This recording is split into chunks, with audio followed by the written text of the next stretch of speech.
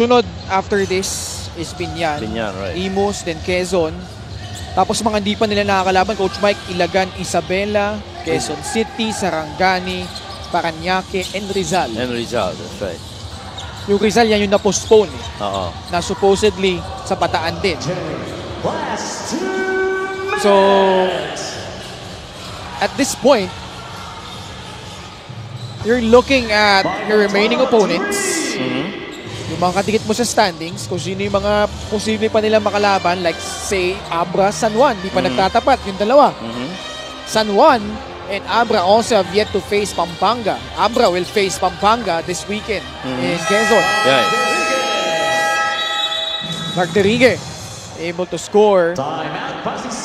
And Pasig will call another timeout. 86-65. And we'll be back after this short break.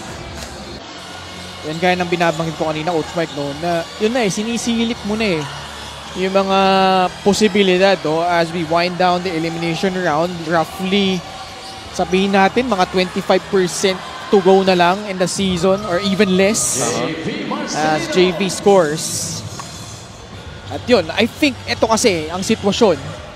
Ang Nueva Ecija, best case scenario nila is ang makatabla nila is San Juan in the team standings. Kasi tinala nila yung San Juan Yeah.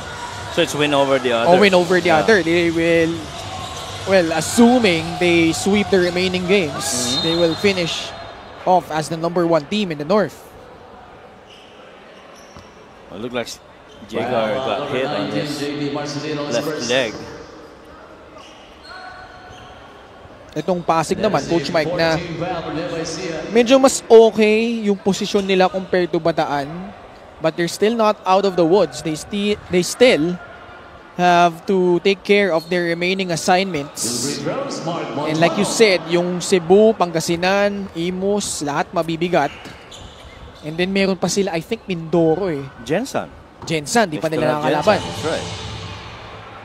And so nagmamatter talaga kung sino yung mga remaining games mo rin, That's why if you go back early in the season when you take games very lightly, dito mo na ma-realize yung mga sinayang mo mga laro that you could have won but did not.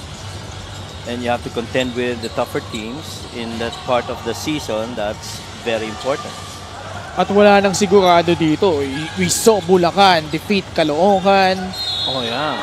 And Batangas losing to Caloocan. That to me was a surprise. What surprised me there was Cedar Blas scoring only 3 points, I think, and Levy really doing much of the work there. Look at this drop step by Clark Derigue.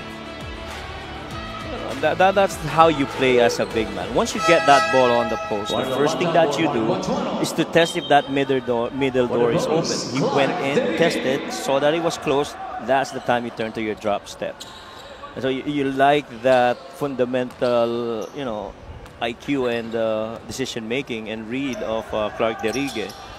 And so far, that's why he's still on this team. Apart from being a homegrown, he's actually proven himself to be a valuable guy that can come off the bench when needed para dito kay Coach Don Dulay. 91-67, 24-point lead. The result pretty much academic here. Nueva Ecija.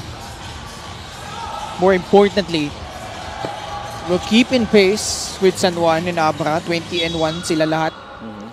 So, if my math is correct, 8 games remaining for all of those teams. At alam mo, yung San Juan and Abra, bukod sa silang dalawa pa yung magiging magkalaban, Pampanga. Makakalaban pa nila dyan. Yeah. Kaya interesting din yung mga top teams na maglalaban-laban come the latter part of the regular season.